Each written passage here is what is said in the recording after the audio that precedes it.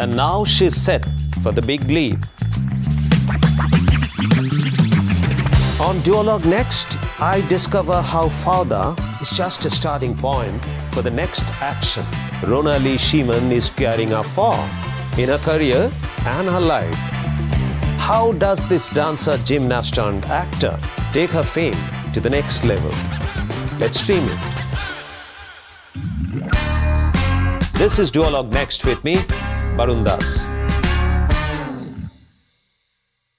Rona-Lee, good to see you. Good to see you too. Welcome to India Thank you. and welcome to Duologue NXT. Thank you. To start with, Rona-Lee, did you always know what you want to be when you were growing up? I know your career, you were a dancer at a very, very young age. Then you had that brilliant scholarship, Royal Ballet School of Amsterdam. And then you wanted to join IDF. And then you came back on the stage, and then you moved to acting. Yeah. Was it always known to you that where you are heading to? That's an interesting question. I've asked myself that numerous times because I always wondered if I found dance and performing arts or it was my calling, whether it was something that was set up for me or, you know, the question about fate always comes to my mind. Like, was this my fate? Because I started from such an early age, and I know a lot of people around me don't necessarily know from a young age what they're good at. And for me, it was very, very clear. I found myself, I found my spirit, I found my curiosity in first of all, in ballet. The strictness of ballet did good for me. Were you taking each day at a time? Did you have that long-term vision or long-term idea that where you are heading to? I think that specifically in ballet, because I started very, very young, I didn't see much. There was no social media, right? So I couldn't see. Yeah, thankfully, right? I feel very blessed that I didn't have that. But the world wasn't as open as it is today. So I didn't have the vision. I didn't know where this could take me. And it was when I got to Amsterdam is when my mind kind of like opened up to the world. It was the first time that I felt that I knew that there was a big world out there for me and for my career. I was 22, I got back to Israel. I got to a show called So You Think You Can Dance, Yes. the Israeli version. Yes. And I was invited to the audition, and I remember I was so stressed. I was so insecure. I wasn't, you know, I didn't believe in myself that much. Did you win that? No, I got to 5th place.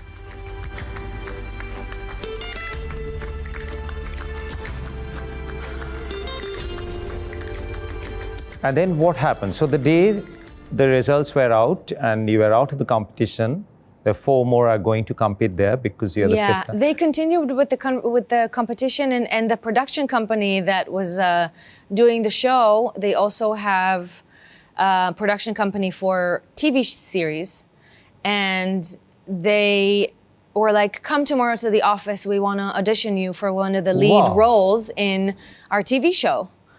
And I was like, "Okay, I'll come." And I came to the audition the day after, or 2 days after it was. And I sat on the audition couch in front of the writer and the director of the show. And it was like a maybe 20-minute scene, like 2 scenes with the lead actor. And after 20 minutes, they looked at each other. They're like, "Congratulations." And I was like, "What do you mean?" They're like, "The role, it's yours." And I'm like, "I'm not sure I understand I'm like, "If I call my mom, can I tell her that I got the role?" And they're like, "Yes." From there, you took to acting. Yes.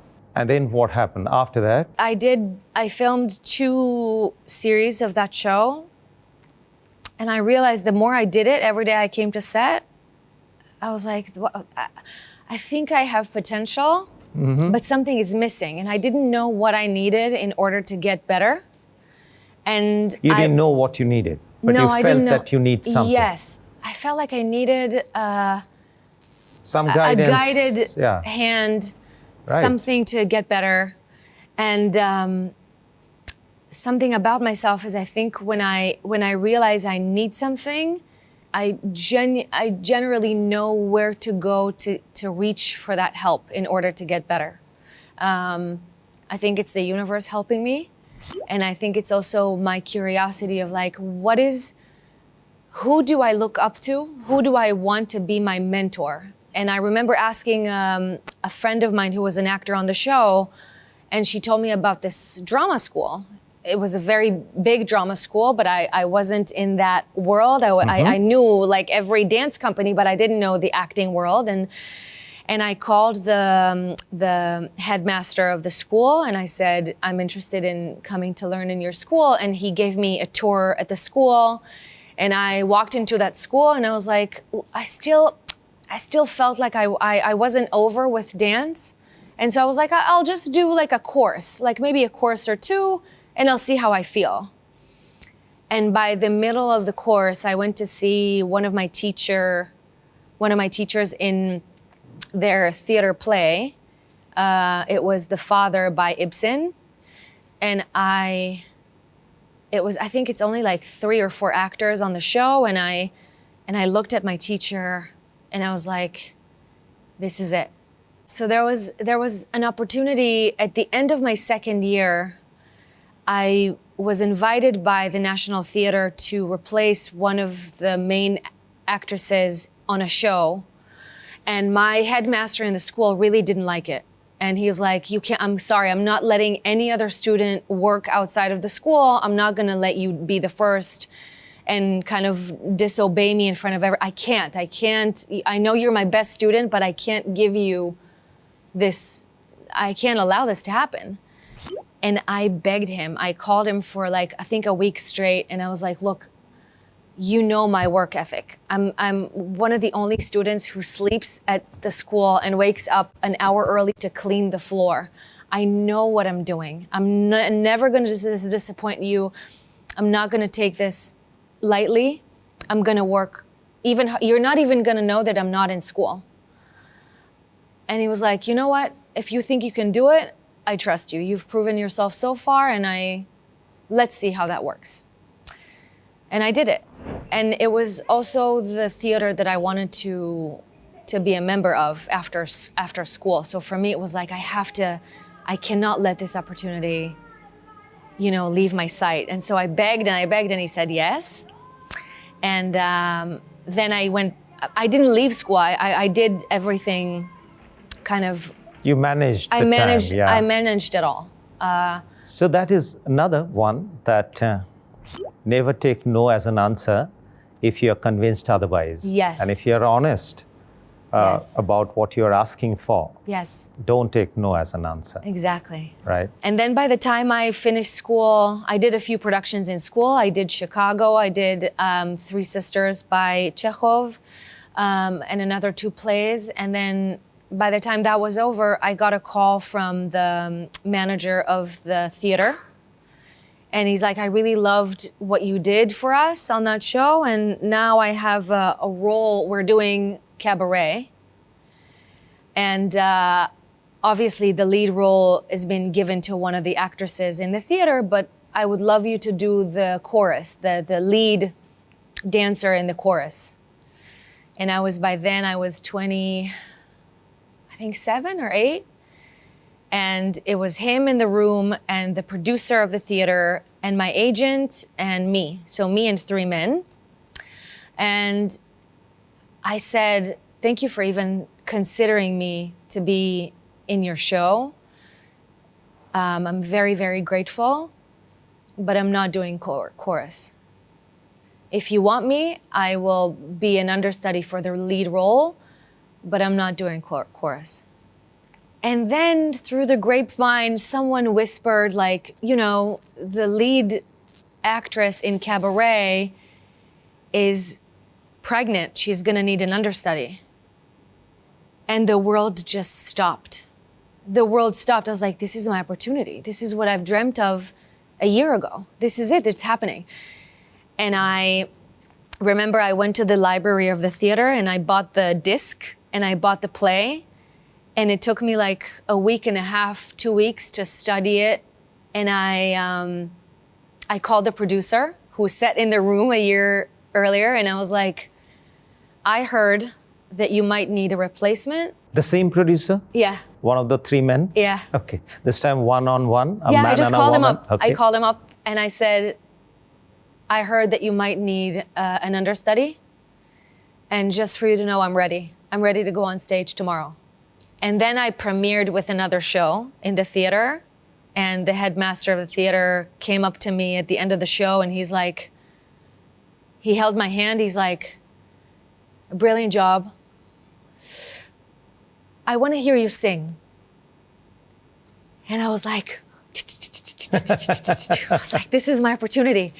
And his assistant called me the day after and she's like, he wants to hear you sing. So tomorrow after your show, there's going to be a pianist in this room waiting for you, and come after your show and you know, they're going to ask you to do whatever. And I was like, okay.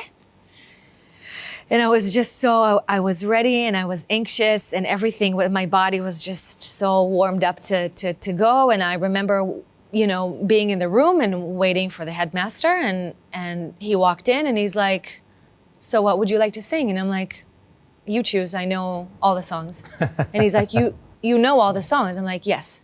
He's like, okay, sing Maybe This Time. And I was like, okay. And I sang it. And he's like, now sing Come to the Cabaret. And I sang that as well. And he said nothing on his face. I couldn't read whether I was doing well or not. And he's like, okay, thank you. And he left the room. And I was like, well, this was my shot. I don't know where this is gonna go, but I planted a seed. Maybe in the future, something will happen. And I got a call a week after saying that I got the part.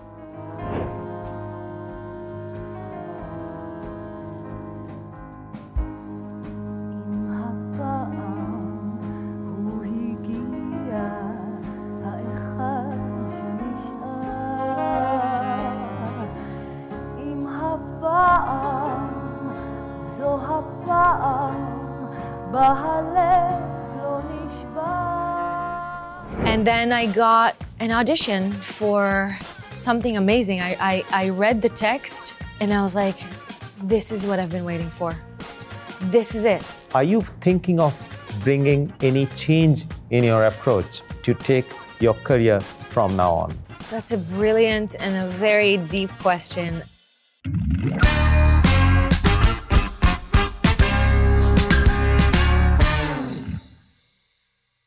It is simply brilliant. You know, those who are watching this show, there's so much learning in what you just said, that you had that belief and conviction in you. You worked towards it, and you didn't take no as an answer. Yeah. You went to the last thread, the last line, and you completed the finish line. It's amazing. So what happened after that? What happens after that? I remember after being very... You know, I proved myself very much so doing that show. How many times it was staged while you were the leader? I think I've done 20 times of that show until she came back.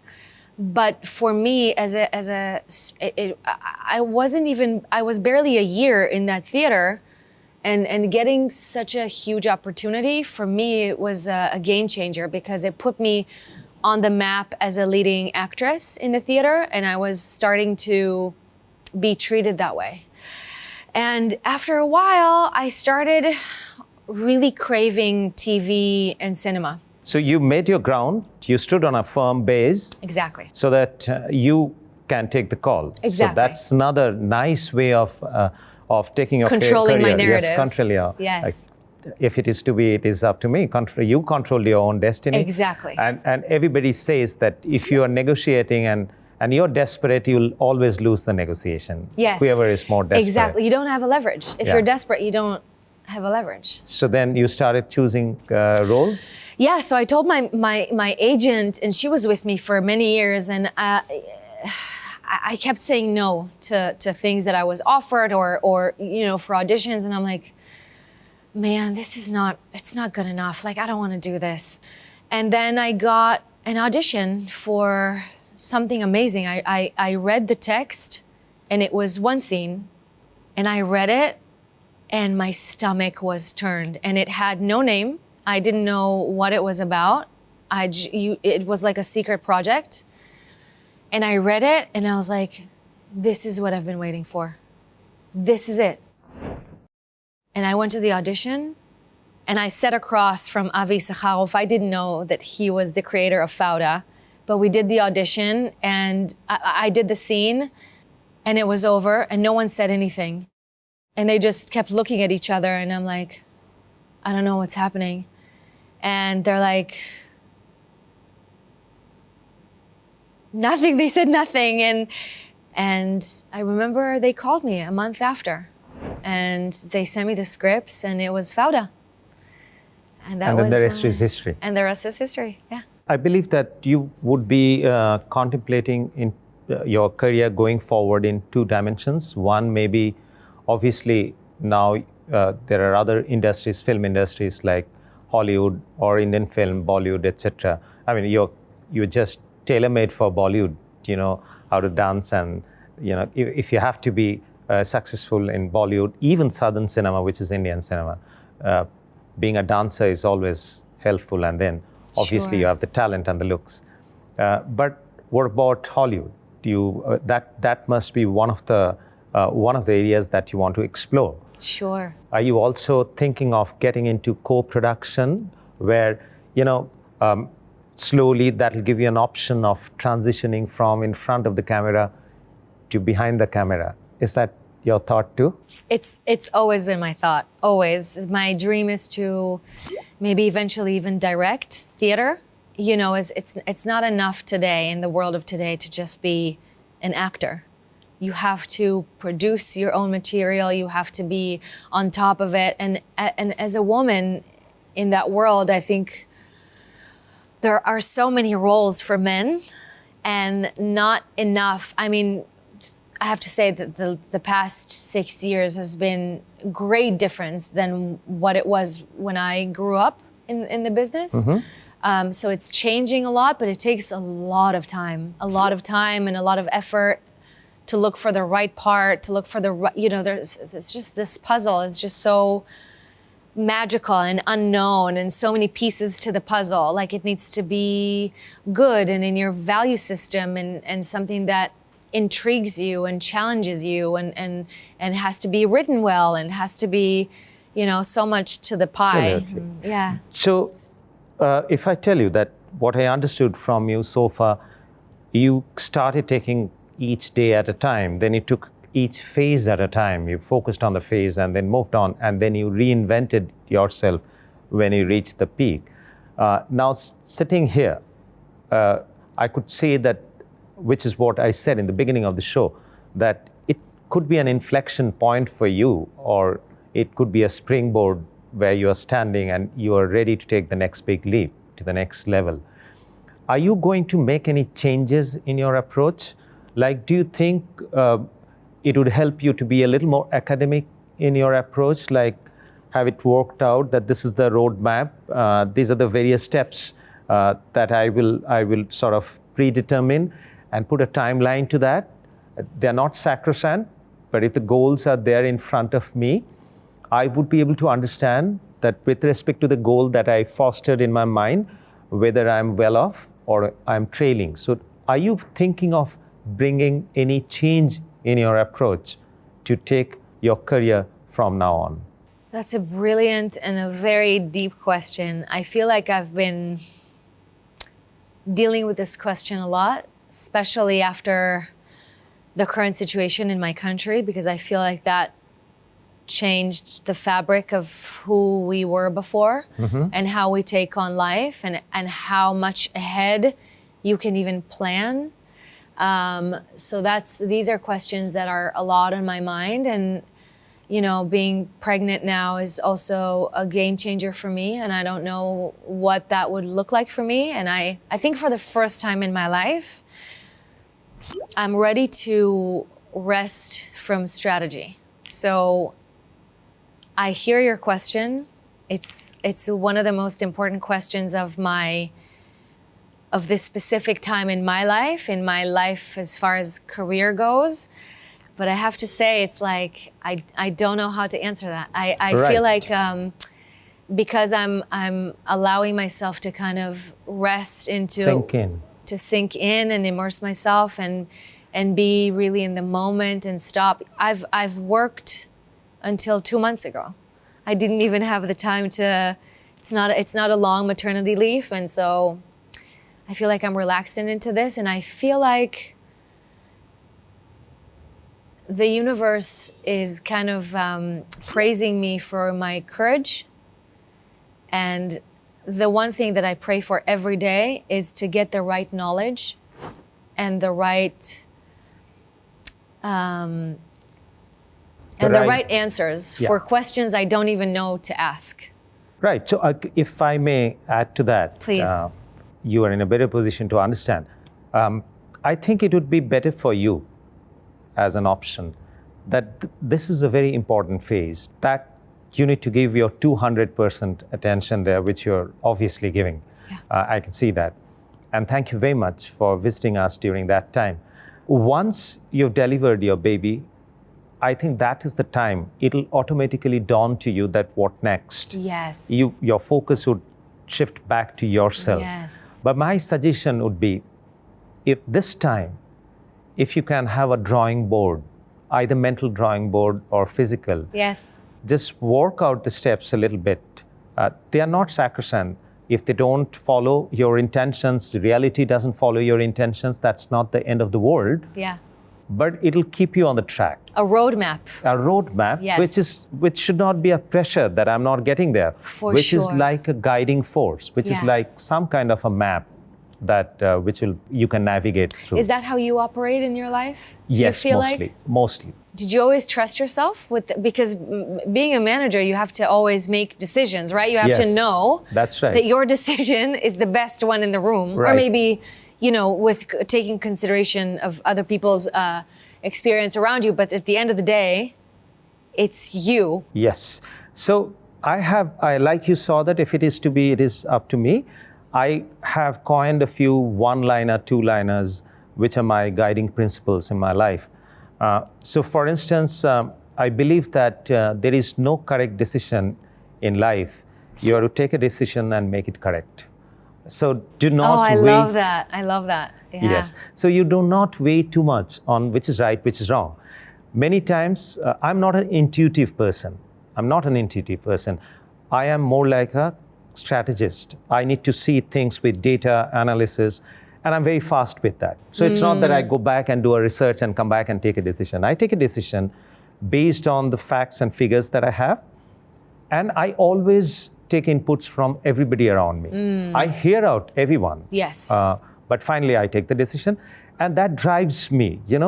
First of all, one, it might make you a little arrogant, but I believe lacking confidence is not as good as being arrogant. If I have to choose that this person is arrogant and he lacks confidence, I would choose the person who is arrogant. Yes. So I never lacked confidence, and I believed in that I'm taking this decision, and this will turn out to be correct. I will have to make it correct. Yes. So failure is never an option in my mind, whatever I do, whatever I want to do. Wow, that's inspiring. Yeah, and if I fail, then I, like you said that after the audition, so be it. Nothing goes wasted in life. Exactly. You take the learning from there. Exactly. And move forward. Yes.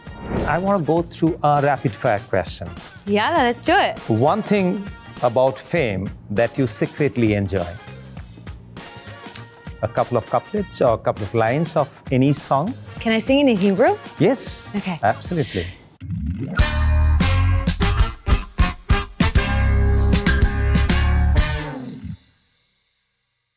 I want to say some of your words of wisdom which young women like you, the way you have taken your career, the way you've progressed in your career, or who are at an earlier stage of their career, let's say early 20s or late 20s, they would benefit from? So something that you want to pass on as an advice. Try to see clear what it is you're willing to fight for. What is the thing that you're willing to not sleep over? What is the thing you're willing to come first in the morning and leave last at night? What is the thing that you're willing to work the hardest in the room? For me, I've always been the hardest working woman in the room. Always. Also to know what they want. Yes. I think knowing what you want is the first to see the strategy, and then it clears in your heart what you're willing to work so hard for, and not take no for an answer. You know, this is something I think for the first time I'm going to try. I want to go through our rapid fire questions. Yeah, let's do it. So, Bollywood dream co-star. Shakar Kapoor. Shakar Kapoor. A Hebrew word every Indian fan should learn. Sababa. Sababa. Sababa. That is what? Brilliant. It means like all good. All good. One thing about fame that you secretly enjoy. I have to say that now that I'm pregnant, everybody's so nice to me. Nice. Top on your watch list today. Wow. I just watched 0 Day with Robert De Niro. Oh my word. Oh. Ultimate, right? Wow, the layers of what he does is incredible. Tel Aviv or Goa? I mean, I guess for vacation, Goa, for sure. It's amazing. Stage or screen? Forever. Ooh, Preference. but that's like choosing one of your kids over the other. That's like not fair. What a lovely answer. I take back the question. Secret guilty pleasure after a long shoot? Chocolate. Excellent. Finally, the cabaret song or any other favorite songs of yours? Would you like to sing a couple of couplets or a couple of lines of any song? Can I sing it in Hebrew? Yes. Okay. Absolutely. אם הפעם הוא הגיע, האחד שנשאר. אם הפעם זו הפעם, בה הלב לא נשבר.